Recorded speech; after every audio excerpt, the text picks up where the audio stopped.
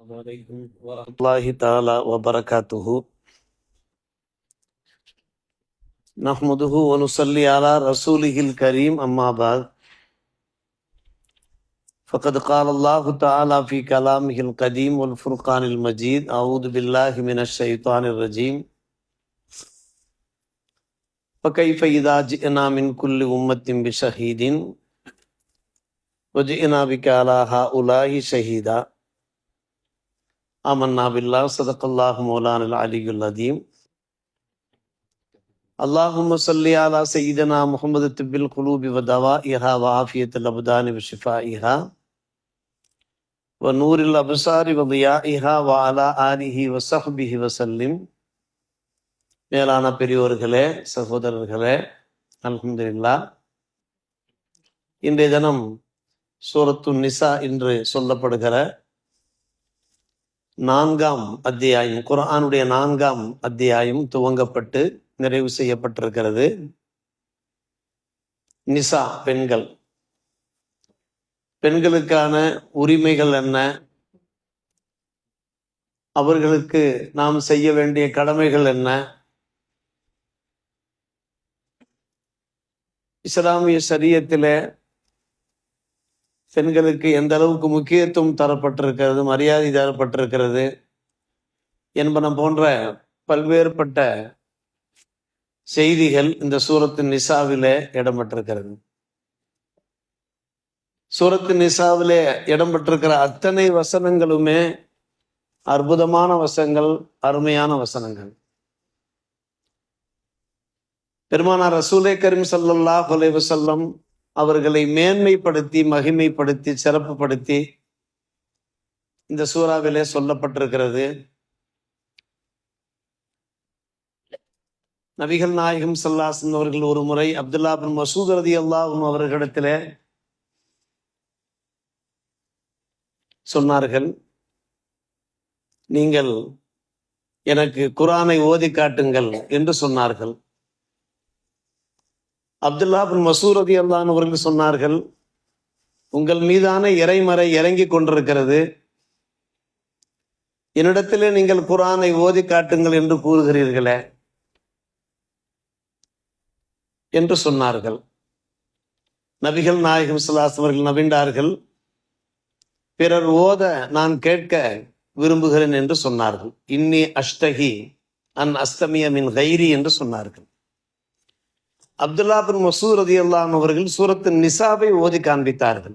இப்போது இன்றைய தினம் ஓதி காண்பித்த அந்த சூறாவை அப்படியே ஓதிக்கொண்டே போனார்கள். ஓதிக்கொண்டே போகிற போது ஹாபிஸா அவர்கள் இன்றைக்கு ஓதிய ஒரு அற்புதமான வசனம், மறுமை நாளிலே ஒவ்வொரு உம்மத்துமார்களுக்கும் அவரவருடைய அந்த இறை தூதரை ஷஹீதாக, சாட்சியாளராக நாம் கொண்டு வருவோம். அத்தனை உம்மத்துமார்களுக்கும், அத்தனை நபிமார்களுக்கும் உங்களை நாம் சாட்சியாளராக கொண்டு வருவோம். வஜ்இனா பிக அலா ஹாஉலாஇ ஷஹீதா என்கிற வசனம் இடம்பெற்றது. ஓதி காண்பித்தார்கள் அப்துல்லா பின் மஸ்ஊத் ரலியல்லாஹு அன்ஹு அவர்கள். குஃப என்றார்கள், போதும், நிறுத்திக் கொள்ளுங்கள் என்று சொன்னார்கள். அப்துல்லா பின் மஸ்ஊத் ரலியல்லாஹு அன்ஹு அவர்கள் மிகவும் ஆர்வத்தோடு, ஷவுக்கோடு ஓதி கொண்டிருந்தவர்கள்.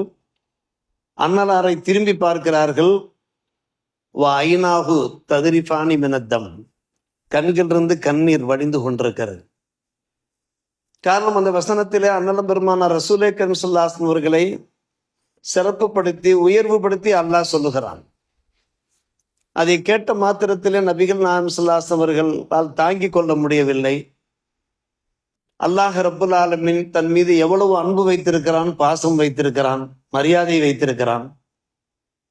சாதாரணமாகவே நமக்கு மேலே உள்ளவர்கள் நம்மை சிறப்புப்படுத்துகிற போது, கௌரவிக்கிற போது நமக்கு ஒரு ஆனந்த கண்ணீர் வருவது இயற்கை தானே, ஒரு புல்லரிப்பு, ஒரு மெய் சிலிர்ப்பு ஏற்படுவது இயற்கை தானே. அந்த அடிப்படையில் தான் இன்றைக்கு ஓதப்பட்ட அந்த சூரத்து நிசாவை அப்துல்லா பின் மஸ்ஊத் ரலியல்லாஹு அன்ஹு என்கிற அந்த காரி அன்னலாரிடத்திலே ஓதி காண்பித்த போது அன்னலாருடைய கண்கள் கண்ணீரை சொரிகின்றன. அருமை சகோதரர்களே, பெரியோர்களே, நாம் பெரும் பாக்கியசாலிகள். பெருமானார் ரசூலே கரீம் ஸல்லல்லாஹு அலைஹி வஸல்லம் உம்மத்தினராக நாம் இருக்கிறோமா இல்லையா? பெரும் பாக்கியசாலிகள். இந்த உலகத்திலேயும் அன்னலாரை அல்லாஹ் கௌரவப்படுத்தியிருக்கிறான். மறுமையிலேயும் எல்லாரையும் விட உலக மக்கள், இறை தூதர்கள் அத்தனை பேரையும் விட அல்லாஹ் அவர்களை கௌரவப்படுத்துகிறான் என்றால் அவர்களுடைய உம்மத்திலே நாம் பிறந்திருக்கிறோம். இது எவ்வளவு பெரிய பாக்கியம், யோசித்து பார்க்கிறோம். அதே அப்துல்லா இப்னு மஸ்ஊத் ரலியல்லாஹு அன்ஹு அவர்கள் எடுத்துரைப்பார்கள், ஆம், இந்த சூறாவிலே சில வசனங்கள் என்னுடைய இதயத்திலே இடம் பிடித்து விட்டன. எல்லா வசனங்களும் அற்புதமான வசனங்கள் தான், குறிப்பாக 5 வசனங்கள். அந்த 5 வசனங்களிலே ஏக இறைவனுடைய கருணை வெளிப்படுகிறது. தன்னுடைய மன்னிப்பை, மக்ஃபிரத்தை அல்லாஹ் வெளிப்படுத்துகிறான். இந்த 5 வசனங்களுக்கு ஈடாக இந்த உலகமே எனக்கு கிடைத்தாலும் கூட, உலகத்திலே உள்ள அத்தனை பாக்கியங்களும் கிடைத்தாலும் கூட நான் சந்தோஷப்பட முடியாது என்று சொன்ன ஹஜ்ரத் அப்துல்லா இப்னு மஸ்ஊத் அவர்கள் இன்றைக்கு ஹாஃபிஸா ஓதி காண்பித்த அந்த 5 வசனங்கள் வரிசையாக ஓதி காண்பித்தார்கள். ஒரு அற்புதமான வசனம், இன் தஜ்தனிபு கபாயிர மா துன்ஹவுன அன்ஹு நுகஃபிர் அன்கும் ஸய்யிஆத்திக்கும் வ நுத்கிலுக்கும் முத்கலன் கரீமா.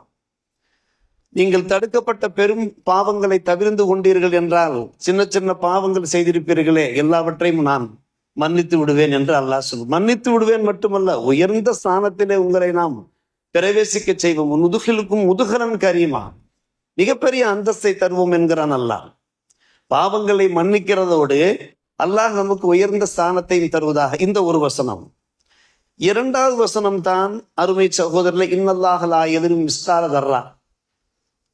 பாவம் செய்யக்கூடியவர்கள், குற்றம் செய்யக்கூடியவர்களுக்கு அல்லாஹ் அணுவளவும் அநீதம் இழைக்க மாட்டான். மட்டுமல்ல, வயின் தக்கு ஹசனத்துன், ஒருவர் ஒரு நன்மை செய்தார் என்றால் யுதாயிஃபுஹா, அதற்கு இரட்டிப்பு நற்குலியை அல்லாஹ் வழங்குவான். வயுத்தி மில்லதுனுகு அஜரன் அதீமா, தன் புறத்திலிருந்து உயர்ந்த நற்குலியை தருவான். இந்த 2வது வசனம் என் இதயத்தை கவர்ந்தது. அப்துல்லா மஸ்ஊத் அவர்கள் கூறுகிறார்கள். கடைசி ரக்காத்திலே நம்முடைய ஹாஃபிஸா ஓதி காண்பித்தார், இன்னல்லாஹ லா யக்ஃபிரு அன் யுஷ்ரக பிஹி வ யக்ஃபிரு மா தூன தாலிக லிமன் யஷா. ஷிர்க்கை நிச்சயமாக அல்லாஹ் மன்னிக்க மாட்டான், அது அல்லாத எல்லா பாவங்களையும் அல்லாஹ் மன்னித்து விடுவான். அல்லாஹுடைய மன்னிப்பு எப்படி பிரவாகம் எடுக்கிறது பாருங்கள் அருமை சகோதரர்களே. நம் மீது அல்லாஹ் எவ்வளவு அன்பு வைத்திருக்கிறான், பாசம் வைத்திருக்கிறான். அவனால் படைக்கப்பட்ட அடியார்கள் அல்லவா நாம் பலகீனமான மக்கள் தான். நம்மிடத்துல ஏதாவது குற்றங்கள், குறைகள் வெளிப்பட்டு கொண்டுதான் இருக்கும். அல்லாஹ் மன்னிக்க தயாராக ஆகிறான். அடுத்த ஆயத்தான், வமா அர்சல்னா மின் ரசூலின் இல்லா லியுத்தா பிஇذனில்லாஹ். நாம் இறை தூதர்களை அனுப்பியிருக்கிறோம், அல்லாஹுடைய உத்தரவின் பேரிலே அவர்களுக்கு அடிபணிந்து நடக்க வேண்டும் என்பதற்கான. வலவ் அன்னஹும் இல்லலமு அன்ஃபுஸஹும் ஜாஊக ஃபஸ்தக்ஃபிருல்லாஹ வஸ்தக்ஃபரலஹுர் ரசூல் லவஜதுல்லாஹ தவ்வாபுர் ரஹீமா. நபியே, உங்களிடத்திலே சில மக்கள் தங்களுக்கு தாங்களே அநீதம் இழைத்துக் கொண்டு வந்து நின்று, உங்கள் சமூகத்தில் நின்று அவர்கள் அல்லாஹ்விடத்திலே பாவ மன்னிப்பு கேட்டு, நீங்களும் அவர்களுக்காக அல்லாஹ்விடத்திலே பாவ மன்னிப்பு கேட்டால் அல்லாஹ்வுடைய பாவத்தை மன்னித்துக் கொள்வான். லவஜதுல்லாஹ தவ்வாபுர் ரஹீமா. இது 3வது வசனம். அருமை சகோதரர்களே, பெரியோர்களே, அடுத்தபடியாகத்தான் அன்பான பெருமக்களே, வமை யஅமல் சூஅன் அவ் யத்லிமு நஃப்ஸா ஓதி காண்பித்தார்கள். ஒருவர் தப்பு செய்து விட்டார், தனக்கு தாமே தீங்கிழைத்துக் கொண்டு விட்டார். சும்மா யஸ்தக்ஃபிருல்லாஹ், அல்லாஹ்விடத்திலே பாவ மன்னிப்பு வேண்டினார் என்றால் யஜிதுல்லாஹ் கஃபூரர் ரஹீமா, அல்லாஹ் அவரை மன்னிப்பான் என்று.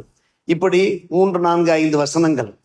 இந்த வசனங்கள் எல்லாம் அன்றைக்கு அப்துல்லா மஸ்ஊத் அவர்கள் எடுத்து சொல்லி, எனவே இந்த சூரா மீது எனக்கு ஒரு அளப்பெரும் அன்பு இருக்கிறது. இந்த சூறாவிலே காணப்படுகிற இந்த ஆயத்துக்களுக்கு பகரமாக இந்த உலகமே எனக்கு கிடைத்தாலும் கூட அவ்வளவு மகிழ்ச்சி, சந்தோஷம் ஏற்படாது. என்ன காரணம்? இந்த சூறா, இந்த ஆயத்துக்கள் மூலமா அல்லாஹ் தன்னுடைய கருணையை வெளிப்படுத்துகிறான், தன்னுடைய பாவ மன்னிப்பை வெளிப்படுத்துகிறான். பாவ மன்னிப்பு வழங்கப்பட்டவர்கள் அல்லாஹ் நம்மையும் சேர்த்துக் கொள்வானாக. அவனுடைய கருணைக்கு உரித்தான நல்லடியார்கள் கூட்டத்திலே அல்லாஹ் ரப்புல் ஆலமீன் இன்றைக்கு தராவி தொழுகையை நிறைவேற்றிய நம் மக்கள், நம்முடைய குடும்பத்தினர், உற்றார் சுற்றார் அத்தனை பேரையும் சேர்த்துக் கொள்வானாக. அன்பான பெருமக்களே, இந்த சூறாவிலே பல்வேறுபட்ட நல்ல தகவல்கள் மிகவும் சுருக்கமாக நாம் சொல்லுகிறோம். முக்கியமாக அருமை சகோதரர்களே, பெரியோர்களே, ஐயாமு ஜாஹிலியத், அறியாமை காலத்திலே ஒருவர் இறந்து போய்விட்டார் என்றால் அவருக்கு கிடைக்கிற அவருடைய அந்த சொத்துக்கள் இருக்கிறதே, அந்த சொத்துக்கள் அவருடைய பிள்ளைகளுக்கு கூட கிடைக்காது. அவருடைய சச்சாமார்கள் அதை அள்ளி கொண்டு போய்விடுவார்கள். எவ்வளவு பெரிய சொத்துக்கள் இருந்தாலும் சரி. சாது பின் ரபீ ரலியல்லாஹுடைய மனைவி வருகிறார்கள், பெருமானார் ரசூலே கரீம் ஸல்லல்லாஹு அலைஹி வஸல்லம் சமூகத்திற்கு வருகிறார்கள். உடன் 2 பெண் மக்கள் இருக்கிறார்கள். நபியிடத்தை சொல்கிறார்கள், யா ரசூலல்லாஹ், என்னுடைய கணவர் சாது பின் ரபீ இறந்து போய்விட்டார். அவருடைய சொத்துக்கள் அத்தனையும் அவருடைய சச்சா எடுத்துக்கொண்டு சென்று விட்டார், அம்மு எடுத்துக்கொண்டு சென்று விட்டார். நான் எப்படி இந்த பிள்ளைகளை மனம் முடித்து கொடுப்பது யா ரசூலல்லாஹ்? சாது பின் ரபீ ரலியல்லாஹுடைய மனைவி கேட்கிறார்கள். பெருமானார் ரசூலே கரீம் ஸல்லல்லாஹு அலைஹி அவர்கள் சற்று அமைதியா இருங்கள், அல்லாஹ் இதற்கு தீர்ப்பு செய்வான் என்று சொன்னார்கள். இப்படித்தான் நடந்து கொண்டிருந்தது. அறியாமை காலத்திலே, மௌட்டிய காலத்திலே அல்லாஹ் தீர்ப்பு வழங்கினான். ஆயத்துல் மீராஸ், இன்றைக்கு ஆயத்துல் மீராஸ் ஓதி காட்டப்பட்டது. வாரிசுரிமை சட்டம் சம்பந்தப்பட்ட அந்த இறை வசனம் இறங்கப்பட்டது. உடனே சச்சாவை அழைத்து வர சொன்னார்கள். சச்சாவை அழைத்து வர சொல்லி, வாரிசுரிமை சட்ட வசனம் இறங்கி இருக்கிறது, இதனுடைய சட்டத்தின் விவரம் என்னவென்று நன்கு கவனிக்க வேண்டும் அன்பான பெருமக்களே. இறந்து போய்விட்ட அந்த சாது பின் ரபீனுடைய மனைவி, இந்த 2 பிள்ளைகளுக்கான தாய் இருக்கிறாரே, இந்த தாய்க்கு சொத்து தர வேண்டும். எப்படி சொத்து தர வேண்டும்? 8ல் 1 பாகம். பிள்ளைகள் இருக்கிற காரணத்தினாலே 8ல் 1 பாகம். அதே போன்று இந்த பிள்ளைகளுக்கு அந்த தந்தையின் சொத்திலிருந்து பாதி கொடுக்க வேண்டும். 2 பெண் மக்கள், பாதி எல்லாம் சுலுசானி 3ல் 2 பாகம் கொடுக்க வேண்டும். அதே போன்று பாக்கி உள்ள சொத்துக்கள் எல்லாம் அது உங்களுக்கு சொந்தம் என்று இறை வசனம் இறங்கியிருக்கிறது என்று பெருமானார் ரசூலே கரீம் ஸல்லல்லாஹு அலைஹி அவர்கள் எடுத்துரைத்தார்கள். 24 பாகங்கள் செய்ய வேண்டும். 24, 3 பாகம் அந்த தாய்க்கு கிடைக்கும். 24 பாதிக்கு பாதி 12 பாகம் இருக்கிறதே. ஒரு பிள்ளைக்கு 6, இன்னொரு பிள்ளைக்கு 6 கிடைக்கும். பாக்கி 7 பாகம் இருக்கிறதே, அந்த 7 பாகம் சச்சாவே, அந்த இந்த பிள்ளைகளுடைய சச்சா அவருக்கு கிடைத்து விடும். அந்த 7 பாகங்கள் அது அசபா சொத்து. அதற்குத்தான் அசபா சொத்து. ஆயத்துல் மீராசினுடைய அந்த வசனம் இறங்குகிறது. அன்பான பெருமக்களே, ஒரு கணவர் இறந்து போய்விட்டார் என்றால் அந்த கணவருடைய மனைவிக்கு பிள்ளைகள் இல்லாவிட்டால் 4ல் 1 பாகம் கிடைக்கும். பிள்ளைகள் இருந்தால் 8ல் 1 பாகம் கிடைக்கும். இதுல ஒரு முக்கியமான விஷயம் என்னவென்று கேட்டால், நம்மிடத்துல ஃபத்துவா கேட்டு வருவார்கள். கணவர் இறந்து விட்டார், மனைவிக்கு இப்படி பாகம் இருக்கிறது, மனைவி மறு விவாகம் செய்து விட்டால் அப்போதும் அவருக்கு பாகம் உண்டா என்று கேட்பார்கள். உண்டு. மறு விவாகம் செய்து விட்டாலும் உண்டு. காரணம், மௌத்து என்பது இறைவன் கொடுத்தது. இந்த பெண்மணி என்ன பாவம் செய்தார்கள்? இஸ்லாத்திலே வாரிசுரிமை சட்ட வசனம் இறங்கியதற்கு பின்னாலே முதலிலே பங்கு பிரித்து தரப்பட்ட குடும்பம் அந்த முதல் குடும்பம் அந்த குடும்பம் தான் என்று தப்சீர்களில் எழுதுகிறார்கள். யோசித்து பார்க்கிறோம், நம்முடைய இஸ்லாமிய மார்க்கத்திலே பெண்களுடைய அந்த உரிமைகள் எப்படி பாதுகாக்கப்படுகிறது பாருங்கள். ஒருவர் இறந்து அவர் பேரில் உள்ள சொத்துக்களை அவருடைய குடும்பத்தினர் அள்ளி கொண்டு செல்கிறார்கள் என்றால், மனைவிக்கு சொத்து இல்லை, பிள்ளைகளுக்கு ஒன்றும் இல்லை என்றால் இது எவ்வளவு பாதகமான ஒரு செயல். பாதுகாத்தது, பெண்ணினத்தை பாதுகாத்தது. 2வது விஷயம்தான் அருமை சகோதரர்களே, பெரியோர்களே, இன்னொரு பழக்கம் இருந்தது. என்ன பழக்கம் என்று கேட்டால், இறந்து போய்விட்டார், சொத்துக்கள் யாவும் ஆண்களுக்கு மட்டும்தான், பெண்களுக்கு சொத்து கிடையாது என்கின்ற இன்னொரு பழக்கம் அன்றைய காலகட்டத்திலே இருந்தது. துக்கூர்களுக்கு மட்டும்தான் உண்டு, இனாசுகளுக்கு இல்லை. இன்றைக்கு ஆபிசா ஓதி காண்பித்த அந்த வசனத்தின் மூலமாக அடி விழுந்தது. யூசிக்குமுல்லாஹு ஃபி அவுலாதிக்கும் லிதக்கரி மிஸ்லு ஹல்லில் உன்சையைன். ஒருவர் இறந்து போய்விட்டார் என்றால் ஆணுக்கு 2 மடங்கு பாகம், பெண்ணுக்கு 1 மடங்கு பாகம். லிதக்கரி மிஸ்லு ஹல்லில் உன்சைன். 2 பெண்களுக்கு கிடைக்கிற பாகம் ஒரு ஆணுக்கு. அதே போன்று அந்த 2 பெண்களுக்கு ஒவ்வொரு பாகம் கிடைக்கும். விளக்கம் சொல்ல வேண்டும் என்றால், ஒருவர் இறந்து போய்விட்டார் என்றால் ஒரு ஆண் இருக்கிறார், ஒரு பெண்மணி பிள்ளைகளாக இருக்கிறார் என்றால், இறந்து போய்விட்டவருடைய அந்த சொத்தை 3 பாகங்களாக பிரித்து ஆணுக்கு 2 பாகம், பெண்ணுக்கு 1 பாகம். நேற்றே நாம் சொன்னோம் அல்லவா, ஆண்களுக்கு அதிக பாகம் தரப்படுவதற்கு என்ன காரணம் என்றால், அவர்கள் தான் குடும்பத்தின் சுமை தாங்கிகளாக, பொறுப்புதாரிகளாக இருக்கிறார்கள் என்று. இப்படி அருமை சகோதரர்களே, இதற்கும் பெண்களுடைய அந்த உரிமைகள் பாதுகாக்கப்பட்டது. 1400 ஆண்டுகளுக்கு முன்னாலேயே பெண்களுக்கு சொத்துரிமை வழங்கியிருக்கிறது நம்முடைய மார்க்கம். சமீப காலத்திலே ஒரு 10-20 ஆண்டுகளுக்கு முன்னால் தான் பெண்களுக்கு சொத்து உரிமையை நம்முடைய தமிழக அரசு நிர்ணயம் செய்தது. ஆனால் 1400 ஆண்டுகளுக்கு முன்னாலேயே பெண்களுக்கும் சொத்து உண்டு. ஐயாமுல் ஜாகிலியத்திலே ஆண்களுக்கு மட்டும்தான் இருந்ததை மாற்றி அமைத்தது நம்முடைய இஸ்லாமிய மார்க்கம். இது இரண்டாவது விஷயம். மூன்றாவது விஷயம் தான் சூரத்தின் நிசாவிலே, நிசாவுடைய அத்தியாயத்தில் நிறைய விஷயங்கள், பல்வேறுபட்ட தகவல்கள், அதனுடைய மொழிபெயர்ப்பை, அதனுடைய விளக்க உரையை அன்பு கூர்ந்து தாங்கள் புரட்டி பாருங்கள். எத்தனை நல்ல விஷயங்கள் இருக்கின்றன. மூன்றாவது ஒரு விஷயம் தான் மஹ்ர் சம்பந்தப்பட்ட ஒரு விஷயம். மஹ்ர் சம்பந்தப்பட்ட 2 வசனங்கள் இடம்பெற்றிருக்கின்றன. நீங்கள் உங்களுடைய துணைவியருக்கு தாராளமாக நீங்கள் மஹ்ர் வழங்குங்கள் என்று ஒரு வசனம்.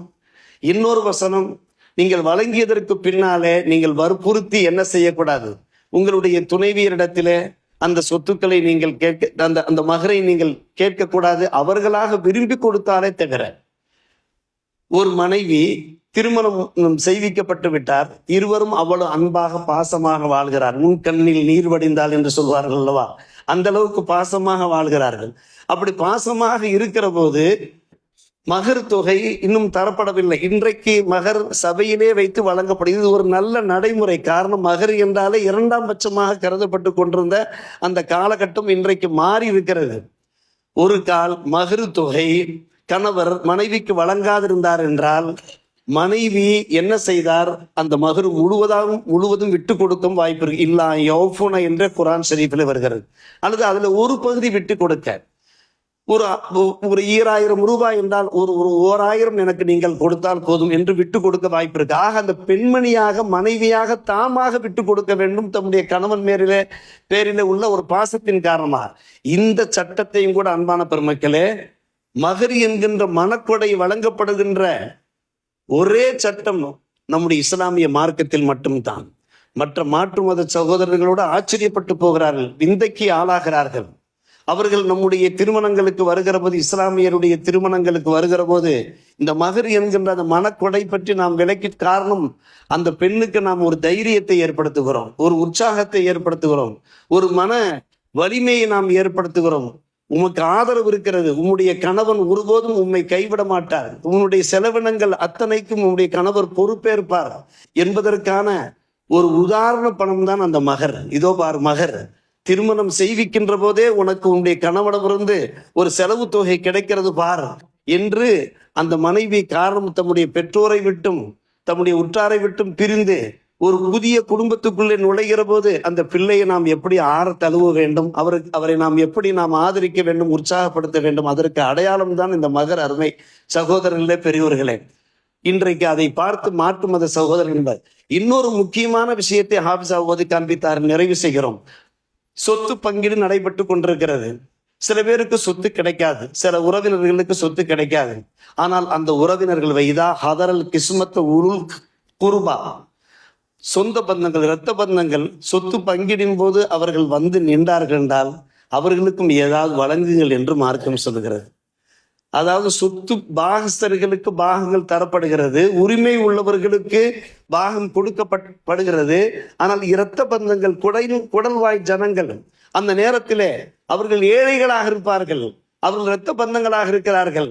அவர்கள் அந்த சபைக்கு வருகிற போது அவர்களுக்கு கொஞ்சம் கொடுத்து நல்ல வார்த்தையை சொல்லுங்கள், கவுலம் மாரூஃபாவை சொல்லி நீங்கள் அனுப்பி வைங்கள் என்கிற அந்த உயர்ந்த அந்த தத்துவம் இந்த சூரத்தின் நிசாவில இடம்பெற்றிருக்கிற அந்த ஒவ்வொரு மசாயிலையும் பார்க்கிற போது, அருமை சகோதரர்களை, பெரியோர்களே, நம்முடைய இஸ்லாமிய மார்க்கத்திலே நம்முடைய உரிமைகள் பாதுகாக்கப்படுவதோடு நம்முடைய தாய்மார்கள், மனைவிமார்களுடைய இந்த உரிமைகள் எந்த அளவுக்கு பாதுகாக்கப்பட்டிருக்கிறது, எல்லா சட்டங்களும் விலாவாரியாக எடுத்துரைக்கப்பட்டிருக்கிற அந்த தகவல்களை நாம் அறிகிற போது அல்லாஹ் ரப்புல் ஆலமீன் இந்த குர்ஆனோடு நமக்கு அதிக தொடர்பை ஏற்படுத்துவானாக.